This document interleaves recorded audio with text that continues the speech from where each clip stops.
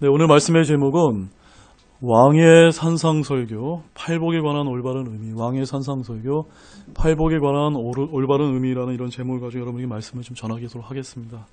자, 우리가 좀 전에 읽었던 마태복음 5장 1절에 10절 말씀에 보면 총 몇 가지 복이 나옵니까? 총 8가지 복이 나옵니다. 3절에 보면은 영이 가난한 자들이 복이 있다라고 말씀하셨고, 4절에는 애통하는 자들이 복이 있다. 5절에는요, 온유한 자들이 복이 있다. 6절에는 의에 줄이고 목마른 자들이 복이 있다. 7절에는 긍휼을 베푸는 자들이 복이 있다. 8절에는 마음이 순수한 자들은 복이 있다. 9절에는 화평케 하는 자들은 복이 있다. 10절에는 의로 인하여 핍박받는 자들이 복이 있다라고 말씀하시면서 10절 마지막에 뭐라고 또 이렇게 같이 이어져 있습니다. 같이 읽어보겠습니다. 하늘의 왕국이 그들의 것이기 때문이라. 자, 이 왕의 산상설교라고 불려진 이 말씀은 예수님께서 산에 올라가셔서 전한 말씀이기 때문에 산상설교다라고 이렇게 말씀하시는데, 특별히 이 말씀은요, 믿지 않는 사람들도 굉장히 사랑하는 그런 아주 유명한 말씀 중에 하나입니다. 그래서 이 말씀을 다른 말로 왕의 산상설교, 산상순의 팔복이다라고 해서 8가지 복에 대해서 이렇게 많은 목사님들, 또 많은 교회에서 이렇게 가르쳐주고 있습니다. 그런데 여러분, 이제 여러분들이 잘 보시면 알겠다시피 저희 교회는 어떤 성경을 씁니까? 킹제임스 성경을 씁니다. 이 킹제임스 성경을 쓰지 않는 다른 교회들은 개역 성경을 쓰는데 표현이 약간 다릅니다. 10절 말씀에 보면은 하늘의 왕국이라고 되어 있지 않고 개역 성경은 어떻게 써 있는지 아세요? 천국이 그들의 것이기 때문이다 라고 되어 있어서, 많은 이제 교회나 목사님들이 어떻게 가르치시냐면, 이런 8가지를 행하게 될 때 천국이 저희 것이기 되기 때문에 천국에 들어가기 위해서는 뭘 해야 됩니까? 이런 8가지 복을 추구해야 된다라고 이렇게 잘못 가르치는 경향들이 있을 수가 있습니다. 그러나 여기서 성경 말씀은 뭐라고 가르칩니까? 천국이 아니라 뭐라고 가르치고 있죠? 하늘의 왕국이다. 하늘의 왕국이다라고 킹덤 오브 헤븐이라고 기록되어 있습니다. 여러분, 저희들이 죽어서 가게 되는 셋째 하늘에 있는 낙원인 그 천국은 미국 사람에게 물어보면 그냥 헤븐입니다. 헤븐리 킹덤. 그래서 나는 천국에 갈 거야 라고 할 때 그 천국은 나는 하늘에 갈 거다 라고 이렇게 이야기합니다. 여기서 예수님께서 말씀하신 이 팔복에서 강조했던 이 하늘의 왕국은 하늘이 아닙니다. 천국이 아닙니다. 어디입니까? 하늘의 왕국입니다. 이 하늘의 왕국은 어디일까요? 바로 왕이신 예수님께서 이 땅에 내려오셔서 곧 통치하게 될 가시적이고 지상왕국인, 앞으로 이제는 그 당시에 이루어지지는 않았지만 곧 7년 대환란을 거쳐서 주님께서 이 땅에 지상재림하시고 일어나게 될 천년왕국을 여시게 될 것에 대해서 예수님께서는 하늘의 왕국이다라고 이렇게 말씀하신 것입니다. 그래서 이 마태복음 본문을 전하기 앞서 제가 항상 여러분에게 강조해드리고 싶은 것은 딱 한 가지입니다. 이 상상설교는 오늘날 많은 교회들이 다루는 교회의 관점, 그러니까 우리 교회에 어떻게 영적으로 적용해야 되는가라는 그런 관점보다는 예수님께서 다스릴 지상왕국, 천년왕국, 하늘의 왕국의 관점으로 재조명해야 성경적으로 올바로 우리가 해석할 수 있다는 사실을 오늘 바른 말씀을 통해서 여러분이 꼭 기억하시기 바랍니다. 자, 제가 오늘 이번에 우리 갈보리 침례교회에서 오신 저희 장모님의 친구분인 우리 모친님께서 제게 이제 저희 집에서 이제 오시면서 저한테 질문을 하셨습니다. 우리 강 목사님, 신약과 구약의 차이가 뭡니까? 라고 이렇게 물어보셔서, 여러분, 신약과 구약의 차이가 뭡니까? 성경에 보면은 앞에 39개가 신약이고 뒤에 27권이 이제 신약이죠. 구약과 신약, 이걸 어떻게 외우면 될까요? 3, 9, 27. 네. 곱셈을 하게 되면 구약 39권, 신약 27, 총 66권이 성경 66권인데, 기록된 문서상으로만 보면은 앞에 있는 부분이 구약이고 뒤에 있는 것이 신약으로 우리는 그렇게 읽혀집니다. 자, 그런데 여러분, 히브리서 9장 17절 말씀 한번 먼저 같이 가서 한번 읽어보고 오늘 말씀을 좀 보도록 하겠습니다. 히브리서 9장 17절 말씀.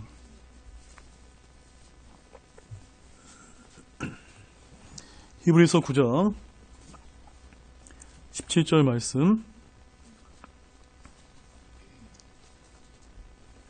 자, 17절 말씀 같이 다 함께 읽도록 하겠습니다. 상속 언약은 사람들이 죽은 뒤에라야 효력이 있고 상속 언약하는 자가 살아있는 동안에는 아무 힘이 없느니라. 자, 여기 상속 언약이라고 되어 있는 영어 킹제임스 성경 표현이 어떻게 되어 있냐면 뭐라고 되어 있죠? 테스타먼트라고 되어 있습니다. 테스타먼트. 이 상속 언약은 그 상속 언약을 주신 그 사람이 죽어야만 무엇을 발휘한다고 되어 있습니까? 효력이 발생한다. 자, 여러분, 우리 성경 말씀 맨 신약 말씀 맨 앞장을 보세요. 맨 앞장을 보게 되면은 신약을 영어로 뭐라고 합니까? New Testament. 그러니까 이걸 다른 말로 부르면 우리가 뭐라고 이렇게 읽을 수 있겠죠? 새 상속 언약이다라고 이렇게 읽을 수가 있습니다. 이 신약의 말씀이 효력을 발생하는 때가 언제라고 우리는 그렇게 이해할 수가 있습니까? 바로 우리를 위해서 구원하러 이 땅에 오신 예수님께서 십자가에 달려 죽으시고 묻히시고 부활하셨을 때 이 말씀이 히브리서 9장 17절 말씀처럼 본격적으로 효력을 발생한다 라고 우리는 그렇게 성경을 통해서 우리가 이해할 수가 있습니다. 그러므로 제가 왜 이 말씀을 드렸을까요? 엄밀하게 말씀드려서 신약의 말씀이 우리 교회 시대를 살고 있는 신약의 그리스도인들에게 적용되게 되려면 언제부터 우리 말씀이 우리에게 적용되기 시작하는 겁니까? 예수님께 십자가에 달려 돌아가신 그 시점부터 이제 사도 바울을 통해서 우리에게 주신 바울의 서신들, 그 서신들이 우리 교회에게 주신 그 신약의 교리서라는 것을 여러분 꼭 잊지 마시기 바랍니다. 그렇다면 다시 본문 말씀으로 돌아가서 우리가 읽었던 마태복음 5장 1절에서 10절 말씀의 이 왕의 산상설교는 누구를 대상으로 쓰신 말씀입니까? 우리 그리스도인들이 아니에요. 왜 그렇죠, 여러분? 이 시대에는 예수 그리스도를 통해 예수 그리스도의 십자가 사건이 있기 전의 일이었기 때문에 단 한 명도 그리스도인이 없습니다. 그리스도인은 언제가 나타납니까? 사도행전 18장에 가보시기 11장 26절 말씀에 가보면 거기 이렇게 기록되어 있습니다. 제자들이 안디옥에서 처음으로 그리스도인이라 불리니라. 이때 가서야 본격적으로 교회가 세워지고 그리스도인이라고 불리는 그런 무리들이 생겨났음을 성경이 기록하고 있습니다. 따라서 여러분, 오늘 우리가 이 왕의 산상설교에서 가장 중요한 점은 뭐냐면 구약과 신약이 예수님의 십자가 사건 전후를 기점으로 해서 우리가 말씀을 살펴봐야 정확하게 볼 수 있는 것처럼 이 마태복음 5장에 기록되어 있는 이 왕의 산상설교도 영적으로는 우리에게 적용할 수 있지만 교리적으로는 우리 그리스도인에게 적용해야 될 말씀이 아니라 유대인들에게 향하신 말씀이라는 것을 꼭 잊지 마시기 바랍니다. 잘 아시겠습니까? 여러분 아멘이십니까? 네, 우리 그럼 본문 1절과 2절 말씀 같이 보겠습니다. 본문 1절 2절 마태복음 5장 1절 2절 다 함께 읽겠습니다. 그분께서 무리들을 보시고 산에 올라가 앉으시니 그분의 제자들이 그분께 나오매 그분께서 입을 열어 그들을 가르쳐 이르시되. 자, 여기 본문 1, 2절 말씀을 보게 되면요, 예수님께서 무리를 보시고 산에 앉으셔서 그분께 나온 제자들에게 가르치신 말씀임을 우리가 볼 수가 있습니다. 산에서 가르치신 설교이기 때문에 이것을 특별히 우리가 뭐라고 부릅니까? 산상설교다라고 이렇게 부르고 있습니다. 자, 이 산상설교의 배경을 좀 더 저희가 잘 이해하기 위해서는 마태복음 4장 17절 말씀을 보여야 되는데 그 옆에 마태복음 4장 17절 말씀에 하반절에 뭐라고 기록되어 있냐면 그때부터 예수님께서 선포하기 시작하여 이르시되, 다 같이 읽겠습니다. 시작. 회개하라, 하늘의 왕국이 가까이 왔느니라 하시더라. 예수님께서는 저와 여러분들 우리 신약의 그리스도인들이 추구하는 천국이 가까웠느니라고 선포하신 것이 아니라 어디를 선포하셨습니까? 내가 왕인데, 내가 메시아인데 내가 세우게 될 그 지상 왕국이 가까이 왔다, 하늘의 왕국이 가까웠다라고 이 왕국 복음을 선포하신 것임을 잊지 마시기 바랍니다. 예수님께서는 오늘날 우리가 이해하는 교회 시대의 은혜의 복음, 천국 복음이 아니라 계속해서 유대인들을 향해서 왕국 복음을 선포하셨다고 마태복음 4장 23절 말씀에서 그렇게 이야기하고 계시죠. 4장 23절 같이 읽겠습니다. 예수님께서 온 갈릴리에 두루 다니사 그들의 회당인들에서 가르치시고 왕국의 복음을 선포하시며 백성 가운데 온갖 종류의 질환과 온갖 종류의 질병을 고치시니. 저와 여러분처럼 예수 그리스도를 믿고 구원받는 은혜의 복음을 선포하신 것이라. 어떤 복음이요? 왕국의 복음을 선포하셨다라고 말씀하시면서 왕국의 표적으로 백성들의 온갖 종류의 질환과 질병을 고치셨다라고 말씀하고 있습니다.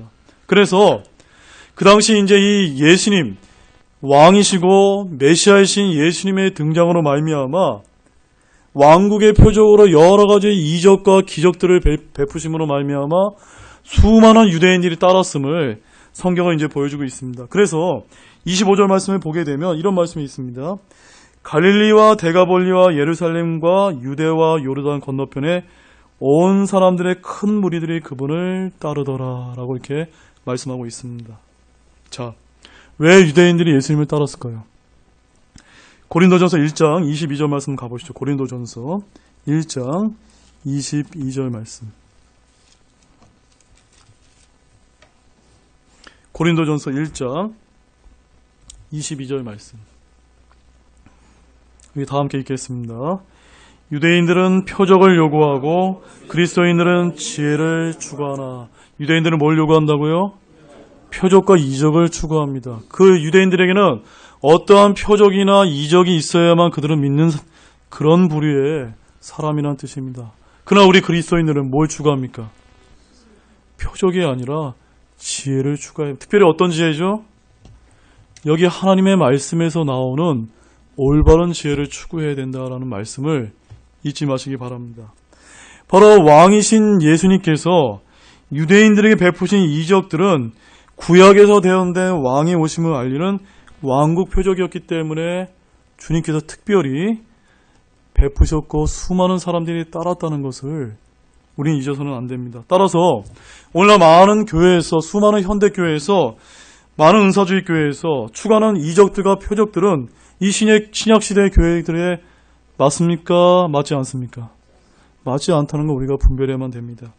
오직 우리 신약성도의 그리스도인들은 하나님의 바른 성경 말씀을 통해서 유대인들처럼 표적이 아니라 무엇을 추구해야 되죠?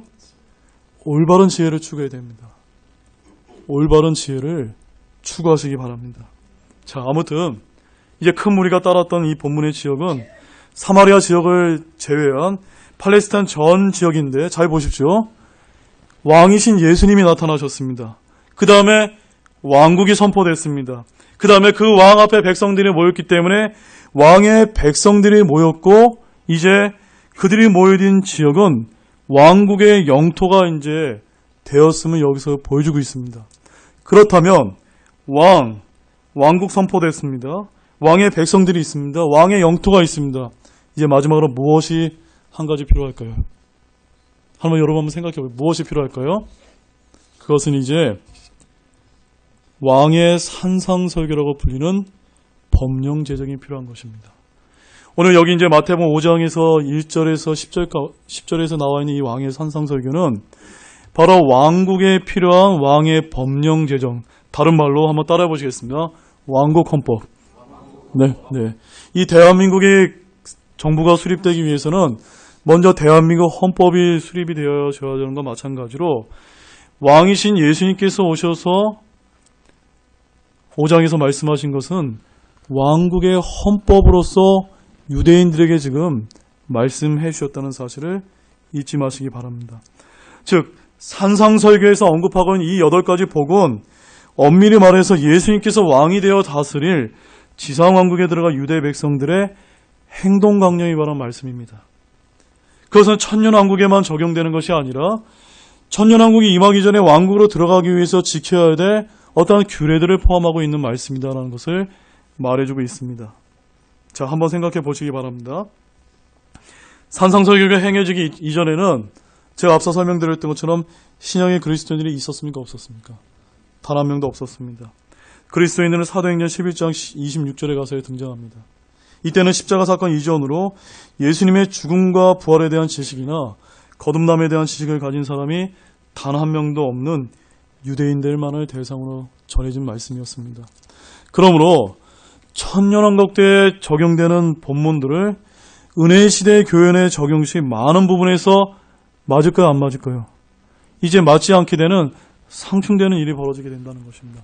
그래서 성경을 잘 모르는 분들이 성경에 모순이 있는 거 아닙니까? 라고 이렇게 이야기하면서 무턱대고 성경을 믿으라고 말하면서 이러한 모순을 해결하기 위해서 어려운 부분을 영적으로 이제 상징적으로 이해하면서 이건 이러이러한 의미일 뿐이야 라고 이렇게 이야기하는 것이 오늘날 교회에서 많이 일어나는 일들 중에 하나가 된다는 사실입니다. 그래서 사랑하는 여러분, 저는 여러분에게 분명하게 말씀을 드립니다. 우리는 교리적으로 바르게 나눠서 봐야 될 이 구절들을 해석할 때 항상 두 가지 접근 방법을 생각해야 됩니다. 몇 가지 접근 방법이요? 두 가지 접근 방법. 첫 번째 접근 방법은 무엇일까요? 교리적인 측면입니다. 교리적이라는 말은 뭘 뜻하냐면요. 지금 이 시대에 우리에게 적용되지 않아야 될 말씀을 우리에게 적용해서는 안 된다는 그런 말씀입니다. 지금 마태복음 이 5장에 있는 말씀은 누구에게 향하신 말씀이죠? 유대인들에게 향하신 말씀이고 특별히 왕국이 오시기 직전에 해당되는 그 유대인들에게 행하신 말씀이라는 사실을 우리가 잘 분별해야 됩니다. 이것이 우리가 교리적이다라고 말씀드리는 것입니다. 두 번째는 이런 영적인 측면인데 이 교리적인 측면을 잘 우리가 나누어서 바라보는 가운데 조심스럽게 혹시 우리 교회 시대에 우리에게 적용될 말씀은 있는가라고 그런 관점에서 조심스럽게 봐야 되는 것이 바로 이제 영적인 측면입니다. 그래서 성경 신자는 성경 말씀을 대할 때 항상 이 두 가지 접근 방법을 고려하지 아니하면 항상 실수할 수밖에 없다는 사실을 꼭 명심하시기 바랍니다. 자, 그러면 이제 이 두 가지 접근 방법을 사용해서 오늘 예수님께서 가르쳐 주신 이 팔복에 대해서 하나씩 한번 자세하게 한번 살펴보는 시간을 갖도록 하겠습니다. 자, 본문 3절입니다. 본문 3절 같이 읽겠습니다. 영이 가난한 자들은 복이 있나니 하늘의 왕국이 그들의 것이기 때문이요.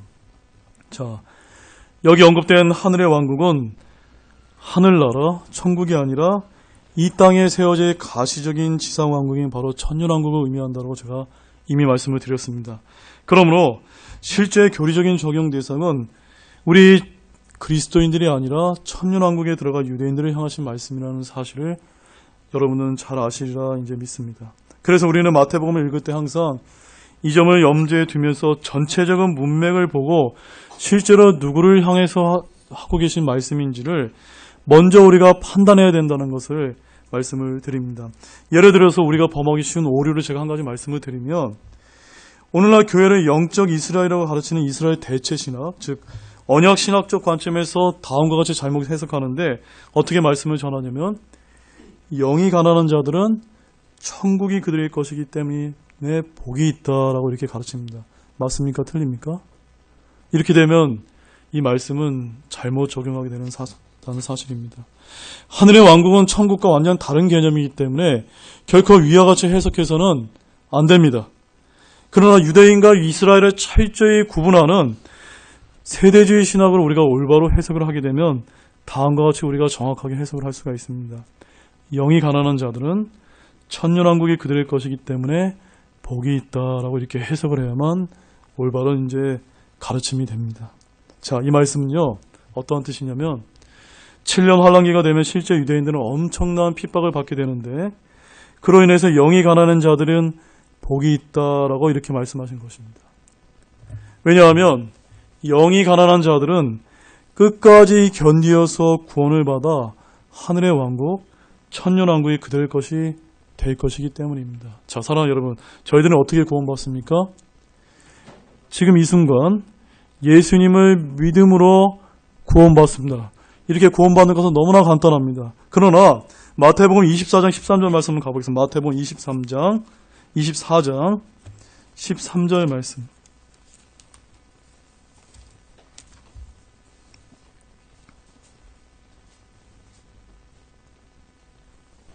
마태복음 24장 13절 말씀 같이 읽겠습니다. 그러나 끝까지 견디는 자 곧 그는 구원을 받으리라. 자, 혹시 이 자리에 앉아 계신 분들 중에 내가 끝까지 견뎌서 구원을 받겠다고 하시는 분이 있습니까? 아멘이십니까? 그렇게 얘기하시면 큰일 납니다, 여러분. 끝까지 견뎌서 구원을 받는 분들은 지금 이 시대의 신약의 그리스도인들이 아닙니다. 앞으로 적그리스도가 오게 되기 전에 교회 시대의 모든 성도들이 다 하늘로 들림받아서 이 땅에 이제 신약 성도들이 아무도 없게 되면 이 땅에서 7년 대환란이 벌어지게 될 텐데, 그때 살아가게 될 유대인들은 끝까지 견뎌야만 무엇을 받습니까? 구원을 받게 된다라고 하신 유대인들에게 향하신 말씀입니다. 그래서 14절에 뭐라고 말씀하고 있죠? 왕국의 이 복음이 이 민족들에게 증언되기 위해 온 세상에 선포되니, 그 다음에 뭐라고 되어 있죠? 그제야 끝이 오리라. 이 말씀은 은혜의 복음이 아니라 지금 왕국 복음입니다. 처음부터 끝까지 마태복음은 계속해서 하늘의 왕국의 복음, 천년왕국의 복음을 지금 말씀하고 있습니다. 그러므로 이 마태복음 24장 13절 말씀을 우리에게 적용해서 내가 어떻게 끝까지 견뎌서 내 행위로, 오늘 이제 마태복음 이제 본문 말씀에 팔복이라고 알려진, 내가 영이 가난해지면 천국에 갑니까? 천국에 가는 것이 아니라는 사실입니다. 영이 가난한 것은 중요합니다. 그러나 영이 가난하다고 천국 간다고 생각하면 그것은 큰 오류가 된다는 사실입니다. 아멘이세요, 여러분? 자, 우리 에베소서 1장 1절에서 3절 말씀 한번 가보겠습니다. 에베소서 1장. 에베소서 1장.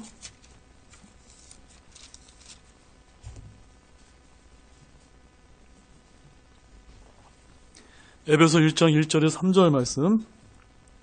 우리 한 목소리 또 같이 읽겠습니다. 하나님의 뜻으로 말미암아 예수 그리스도의 사도가 된 바울은 에베소에 있는 성도들과 그리스도 예수님 안에 있는 신실한 자들에게 편지하노니, 하나님 우리 아버지와 주 예수 그리스도로부터 은혜와 평강이 너희에게 있기를 원하노라. 하나님과 우리 주 예수 그리스도의 아버지를 찬송하리로다. 그분께서 그리스도 안에서 하늘의 처소들에 있는 모든 영적인 복으로 우리에게 복을 주셨으니. 사랑하는 여러분, 여러분 다 예수님을 믿고 구원 받으셨습니까? 예수 그리스도의 피로 여러분의 모든 죄들이 다 용서받으셨습니까? 그렇다면 오늘 신약에 있는 모든 그리스도에게 사도 바울이 쓰신 이 에베소 서신에 뭐라고 지금 말씀하고 있습니까? 그분께서 그리스도 안에서 하늘의 처소들에 있는 한 가지 복이 아니라 모든 영적인 복으로 누구에게 주셨다? 저와 여러분에게 이미 줬다라고 말씀하고 있습니다. 우리는 영적인 복을 이미 다 받은 사람입니다. 그러므로 이 땅에 속해 있는 복을 추구해서 천국에 가려고 노력하는 사람이 아닙니다. 우리는 이미 복을 받았기 때문에 그 복을 누리는 사람들이라는 것을 잊지 마시기 바랍니다. 우리의 끝까지 견뎌서 구원받는 자들이 아닙니다.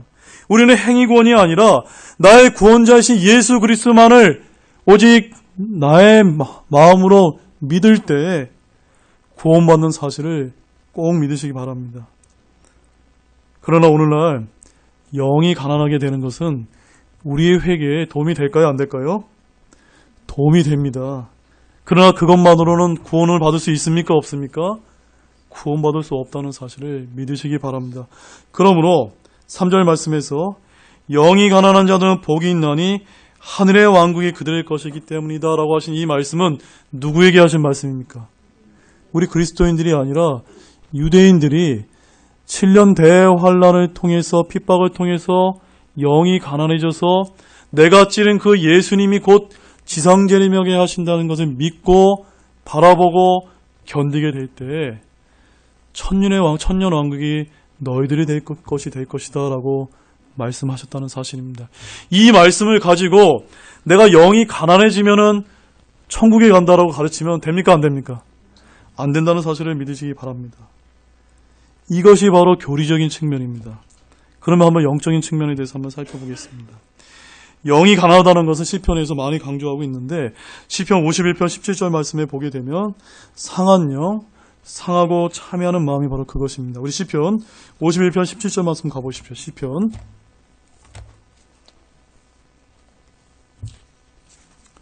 시편 51편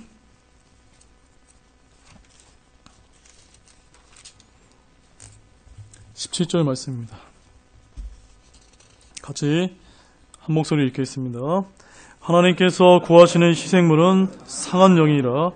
오 하나님이여, 상하고 통회하는 마음을 주께서 멸시하지 아니하시리라. 자, 이 말씀은 우리가 어떻게 적용할 수 있냐면, 하나님께서 저와 여러분에게 지금 우리가 예배드리고 있는 이 순간에 무엇을 원하실까요? 우리의 상한 영을 원한다. 상하고 통회하는 마음으로 찾아와서 주님께서 우리를 구원해 주셨지만 저는 연약한 자입니다. 저에게는 주님의 긍휼이 필요한 자입니다. 저에게 하나님의 그 말씀으로 저를 인도해 달라고, 이렇게 우리가 주님께 나아가는 것을 뭐라고 지금 말씀하고 있습니까? 상하고 통하는 마음이다. 이렇게 찾아오는 자들을 주님께서 뭐라고 말씀하십니까? 주께서 멸시하지 않는다. 은혜를 베풀어 주시겠다라고 그렇게 말씀하고 있는 것입니다. 영이 가난하다고 무조건 천국에 가는 것은 아니지만, 우리는 영이 가난하게 될 때 하나님께 내 죄를 회개하고 예수 그리스도의 피로 죄들의 용서를 받아 구원받을 수 있는 그 확률이 높아질 수 있다는 사실을 여기서 말씀해주고 있습니다. 그러나 적그리스도가 통치하는 7년 환란의 마지막 때 진짜로 유대인들은 영이 가난해진 자들이야만 하늘의 왕국, 천년왕국에 들어갈 수 있다라고 말씀하고 있습니다. 자, 본문 4절에서 5절 말씀 보겠습니다. 본문 4절, 5절 말씀 다 같이 읽겠습니다. 애통하는 자들은 복이 있나니 그들이 위로를 받을 것이기 때문이라.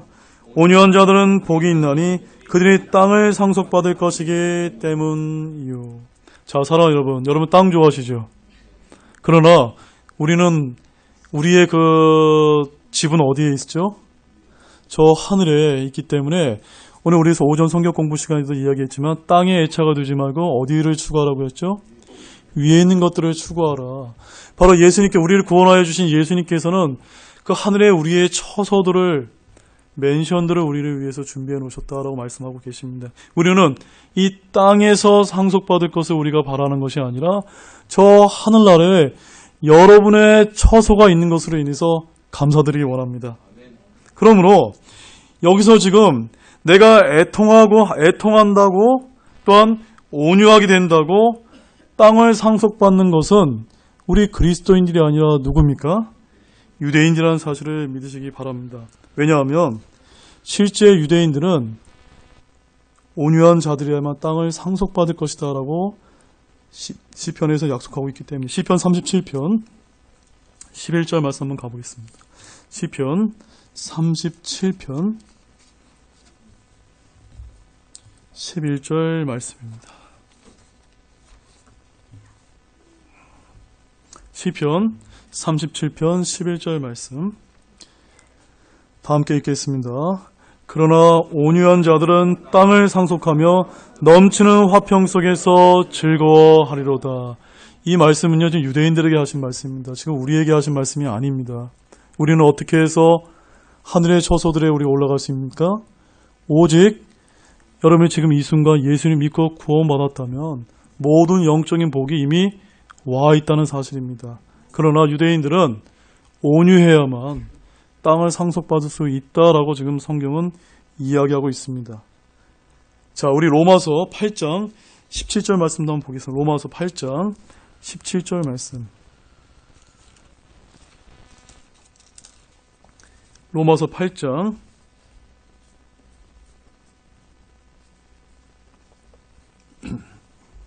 17절 말씀 같이 읽겠습니다. 자녀이면 상속자 곧 하나님의 상속자여 그리스도와 함께하는 공동 상속자니라. 우리가 그분과 함께 고난당하면 이것은 우리가 함께 영광도 받으려 함이라. 자, 우리는 온유함으로 땅을 상속받는 자들이 아니라 어떻게 했을 때 영광을 받는다라고 말씀하고 있습니까? 누구와 함께? 예수 그리스도와 함께 고난을 당할 때 영광을 받는다라고 약속이 되어 있습니다. 어떤 영광일까요? 디모데후서 2장 12절 말씀 가보세요. 디모데후서 2장 12절 말씀.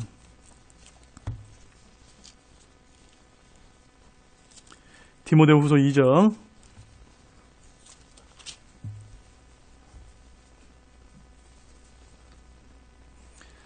같이 읽겠습니다. 우리가 고난을 당하면 또한 그분과 함께 통치하리라. 우리가 그분을 부인하면 그분도 우리를 부인하시리라. 여러분, 주님과 함께 통치하고 이를 원하십니까? 그렇다면 무엇이 필요하다라고 여기서 말씀하고 있습니까? 주님과 함께 고난당하는 것을 회피하지 마시기 바랍니다. 여러분 가운데 예수 그리스도를 믿는 이 세상에서 주는 그 핍박과 고난이 있을 때 기뻐하시면서 염려하지 마시고 이기면서 극복하시기 바랍니다. 그럴 때 우리에게는 영광이 주어집니다. 주님과 함께 통치권이 주어진다는 그 놀라운 사실로 인하여 감사드리는 분이 되어야지 땅을 상속받는 것을 여러분 그 바라보는 자들이 되지 않는 분들이 되기를 원합니다. 자, 본문 6절에서 7절 말씀 보겠습니다. 본문 6절에서 7절 같이 읽겠습니다. 의에 줄이고 목마른 자들은 복이 있나니 그들이 배부릴 것이기 때문이요 긍휼을 베푸는 자들은 복이 있나니 그들이 긍휼을 얻을 것이기 때문이요. 자, 우리가 읽어보는 이 산상설교를 이 시대에 구원받는 말씀으로 우리가 봐서는 안 되는 또 하나의 중요한 이유가 여기 등장하고 있습니다. 만약 우리가 그렇게 보게 된다면 이 상상설교는 행위를 얻는 구원을 가르치는 것이기 되기 때문입니다. 행위 구원을 가르치는 자들이나 사회복음을 전하는 자들이나 이 말씀대로 긍휼 베풀기를 너무나 좋아하게 되는데 만일 그들이 믿음으로 구원받지 못했다면 아무리 이 세상에서 착한 일을 많이 하고 긍휼을 많이 베푼다 할지라도 최후의 심판에 하나님의 그 흰왕자 심판석에 서게 될 때 그들은 어디로 향하게 됩니까? 천국이 아니라 영원한 불옷으로 향하게 된다고 성경은 말씀하고 있습니다. 그러므로 우리가 구원받았다면 우리는 긍휼을 베풀 필요가 있습니까? 없습니까? 우리는 베풀어야 됩니다. 그러나 긍휼을 베풀므로 인해서 천국 가는 것이 아니라 이미 우리는 예수님을 믿고 모든 영적인 복을 우리가 받았고 천국 백성이 되었기 때문에 우리는 어떤 자들이 되어야 됩니까? 긍휼을 베푸는 자들이 되어야 된다는 사실입니다. 왜 그렇죠? 우리는 예수 그리스도의 긍휼, 그 긍휼을 입을 만한 자들이 아니란 사실입니다. 우리는 죽어 마땅하게 지옥에 떨어질 수밖에 없는 죄인들이란 사실입니다. 그 죄인들을 위해서 갈보리 십자가에서 예수님의 모든 피를 쏟아주셨기 때문에 우리가 구원받았다면 우리는 그 엄청난 긍휼을 입었기 때문에 이 세상에 있는 사람들을 향해서 예수 그리스도의 긍휼을 베푸는 그 통로가 되어야 되는 사람이라는 것을 잊지 않는 여러분 되기를 원합니다. 아멘이시죠? 신약의 그리스도인들은 긍휼과 복을 얻기 위해 긍휼을 베푸는 것이 아니라 이미 긍휼을 예수님의 피로 입은 자이기 때문에 베푼다는 것을 꼭 잊지 마시기 바랍니다. 자, 본문 8절입니다. 본문 8절 같이 읽겠습니다. 마음이 순수한 자들은 복이 있나니 그들이 하나님을 볼 것이기 때문이요. 자, 여러분 마음 다 순수하십니까? 마음이 다 순수하세요? 여러분 마음이 다 순수하기 때문에 구원받으셨습니까? 아닙니다. 저기 우리 감옥에 가보면은 내가 정말 끔찍한 죄를 지었다 할지라도 예수님을 믿으면 무엇을 받을 수가 있습니까? 구원을 받을 수 있는 그 은혜의 길을 열어놓으신 것이 바로 엄청난 구원의 방법입니다. 이렇게 구원은 큰 죄를 지은 죄인이나 작은 죄를 지은 죄인이나 하나님이 보시기에는 다 어떤 사람입니까? 다 하나님의 영광에 이르지 못하는 다 모두가 죄인이기 때문에 마음이 순수하지 않다 할지라도 내가 하나님 앞에 애통하고 통회하는 마음으로 찾아와서 주님, 제 죄를 용서해 달라고 우리가 주님 앞에 나와서 예수님을 믿을 때 그분을 나의 구원자로 받아들이게 될 때 우리는 구원을 받게 되고 이 하나님의 말씀을 통해서 보이지 않는 하나님이신 하나님의 형상이신 예수 그리스도를 바라볼 수 있다는 것이 바로 이 신약의 은혜의 복음입니다. 이것을 믿으십니까? 그렇기 때문에 여기서 마음이 순수한 자들은 복이 있기 때문에 하나님을 보게 되는 자들은 누구일까요? 바로 우리 그리스도인들이 아니라 유대인이라는 사실입니다. 시편 24편 3절에서 5절 말씀 보겠습니다. 시편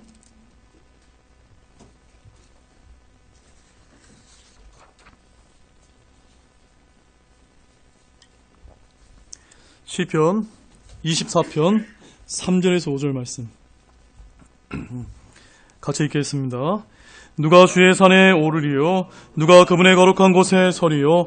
깨끗한 손과 순수한 마음을 가진 자, 그 헛된 것을 향해 자기 혼을 들지 아니하고 속임수로 맹세하지 아니한 자로다.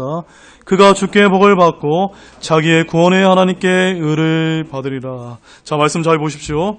깨끗한 손과 순수한 마음을 가진 자가 주의 산에 올라서 그분의 거룩한 곳에 서서 구원의 하나님으로부터 의를 받는다라고, 구원을 받는다라고 말씀하고 있습니다. 이 말씀은 지금 신약에 있는 우리에게 지금 적용될 수 있을까요, 없을까요? 이 말씀은 우리에게 적용하는 말씀이 아니라 바로 유대인들에게 향하신 말씀입니다. 바로 7년 대환란 때에 깨끗한 손과 순수한 마음을 가진 자가 저 올리브산에 재림하시는 예수님을 바라보게 된다는 그런 말씀을 하고 계십니다. 문맥을 한번 보시기 바랍니다. 6절 7절 말씀 한번 같이 읽겠습니다. 이것이 그를 찾는 자들의 세대요. 오 야고바, 내 얼굴을 찾는 자들의 세대로다. 셀라. 오 너희 문들아, 너희 머리를 들지어다. 너희 영전하는 문들아, 너희는 들리지어다. 영광의 왕께서 들어가시리로다. 지금 누구에서 말씀하고 계신 것입니까? 바로 천년왕국 때 다스리실 메시아 예수 그리스도에 대해서 지금 하고 계신 말씀입니다. 그러므로 오늘날 하나님을 보는 것은 꼭 마음이 순수해야만 우리가 보는 것이 아닙니다. 거듭난 그리스도인들은 비록 순수한 마음으로 살지 않더라도 하나님의 말씀을 통해서 복음을 듣고 구원을 받았기 때문에 하나님을 만나고 볼 수가 있습니다.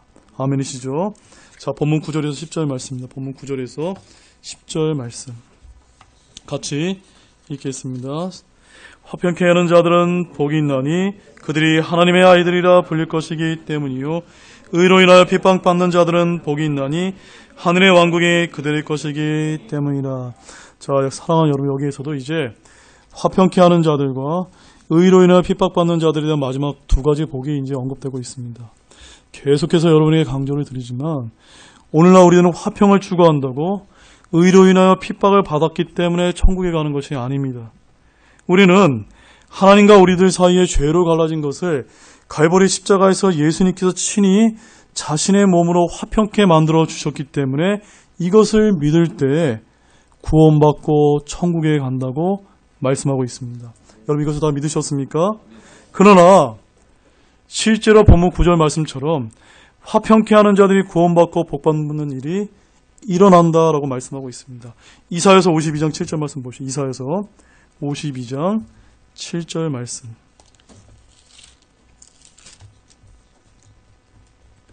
이사야서 52장 7절 말씀.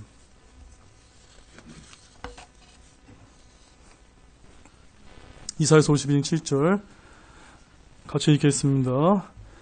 좋은 소식을 가져오고 화평을 선포하며 복된 좋은 소식을 가져오고 구원을 선포하며 시온에게 이르기를 내 하나님께서 통치하신다 하는 자의 산을 넘는 발이 어찌 그리 아름다운가.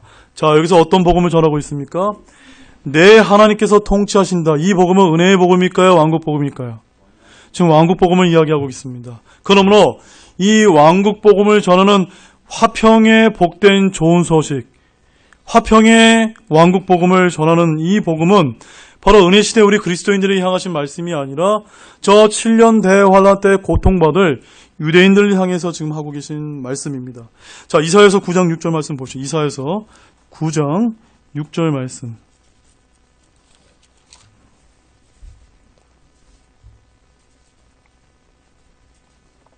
이사야서 9장 6절 말씀 다 찾으셨습니까?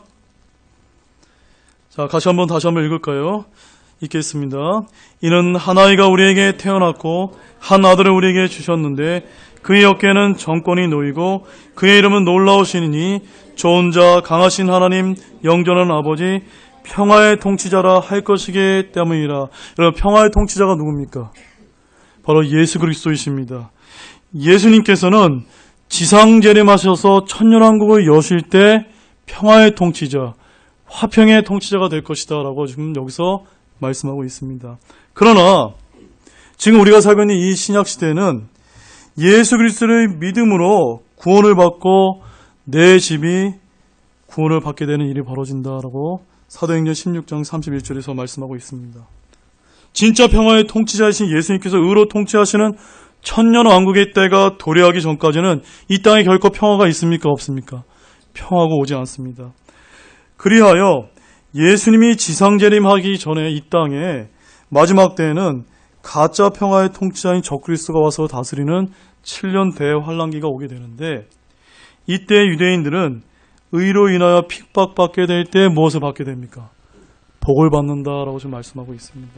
왜냐하면 그들에게는 하늘의 왕궁인 천년왕국의 백성으로 자격이 주어지기 때문이라는 것을, 오늘 본문이 그것을 말씀하고 있기 때문입니다.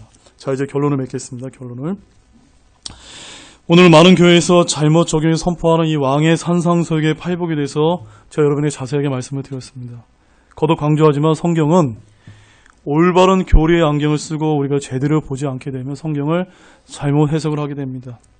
예수님께서는 왕국 백성의 자격으로 가르치신 이 팔복으로 교리적으로 오늘날 신약시대 그리스도인들이 구원받기 위한 팔복이 아니기 때문에 이 시대에 적용할 수 없는 말씀을 우리가 배웠습니다.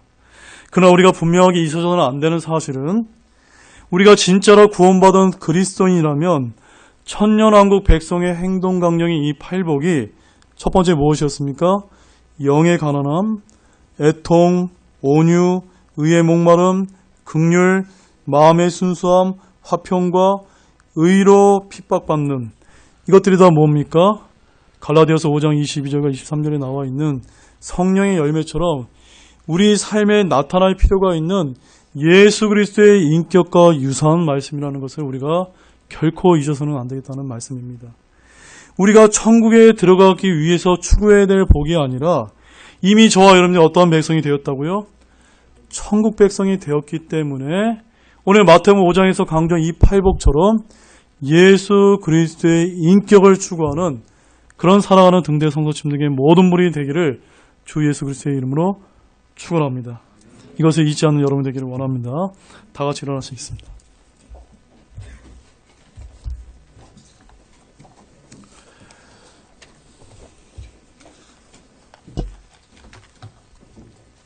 잠시 기도하는 시간을 갖도록 하겠습니다.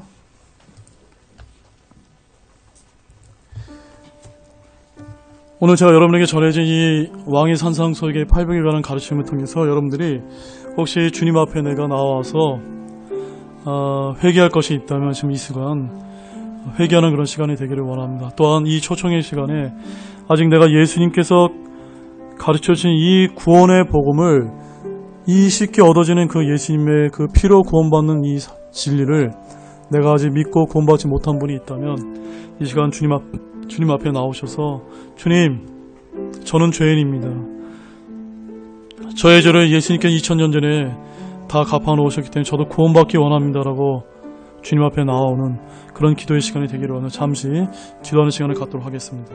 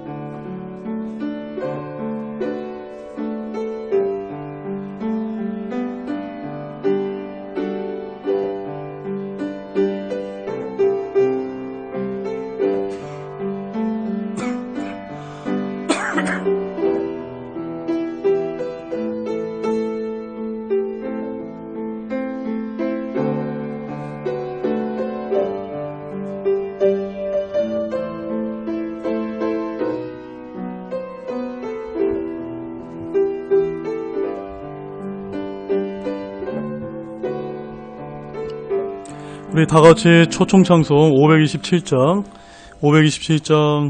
1절과 5절만 찬양을 같이 부르시고 오늘 주일 오전 예배를 마치도록 하겠습니다.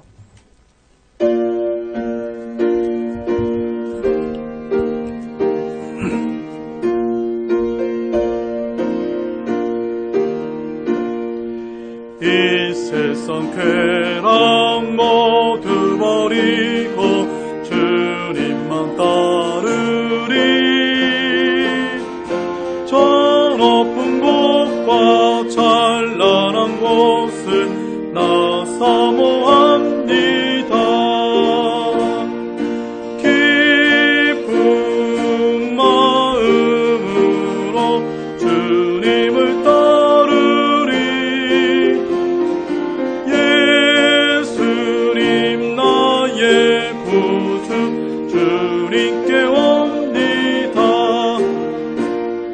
나가는 길에 함께 갈 영혼 열심히 찾겠네.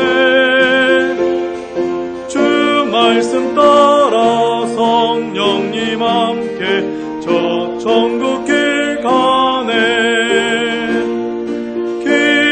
기쁜 마음으로 주님을 따르리. 예수님 나의 구주 주님께 옵니다. 네, 제가 기도가 마치겠습니다. 하나님 아버지 참 감사를 드립니다. 오늘 주님께서 예수님께서 친히 가르쳐주신 이 산상설교의 팔복을 올바른 의미를 저희들이 배울 수 있게 하시면 참 감사를 드립니다. 오늘 한국에 많은 교회들이 있지만 이 하나님의 말씀을 올바른 교리의 안경으로 쓰지 않고 가르치기 때문에 수많은 사람들이 이러한 8가지 복을 추구해야만 천국에 갈 수 있다고 이렇게 믿고 행하는 분들이 얼마나 많은지 모릅니다. 주님, 우리에게 이렇게 올바른 말씀을 가르쳐 주셨사오니 저희들이 이 팔복에서 이야기한 예수 그리스도의 인격을 담는 성화의 삶을 삶는 우리 사랑하는 성도 여러분들이 될 수 있도록 도와주시기를 원합니다. 이것을 추구함으로 참으로 우리는 이미 모든 영적인 복이 우리에게 주어졌다는 이 사실로 인하여 주님께 감사와 영광을 돌리는 그런 성도의 삶을 잘 살 수 있도록 이끌어 주시기를 원합니다. 참으로 감사를 드리며 이 모든 말씀을 예수님의 이름으로 기도드렸습니다.